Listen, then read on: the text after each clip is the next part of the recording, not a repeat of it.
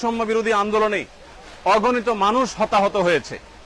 গত 4-5 দিন যাবত নাওয়া খাওয়া কোনো কিছুই কোনো ঠিক ঠিকানা নেই। আমরা সকাল থেকে রাত পর্যন্ত একটার পর একটা হসপিটালে আমরা ঘুরে বেরিয়েছি এবং যারা হতাহত হয়েছে আন্দোলনে তাদেরকে আমরা আমাদের সহায়তা সাধ্য অনুযায়ী আপনাদের আমানত আমরা তাদের কাছে পৌঁছে দিয়েছি এবং সেই কাজটি এখনো চলমান আছে।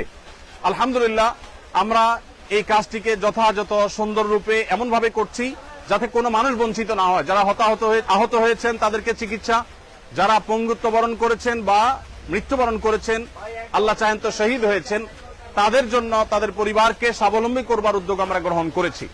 ইতিমধ্যে 5 কোটি টাকা আমরা বিতরণ করবার পরিকল্পনা সমাপ্ত করেছি, তবে সব টাকা যে পৌঁছতে পেরেছি তা না, অনেকগুলো আমরা প্রসেসিং এ আছে, বাই সিরিয়াল পৌঁছাচ্ছি। আর এর বাইরে আরো 5 কোটি টাকা খরচ করার আমাদের পরিকল্পনার কথা আমরা ব্যক্ত করেছি। এবারের বন্যা সিলেটের সুনাম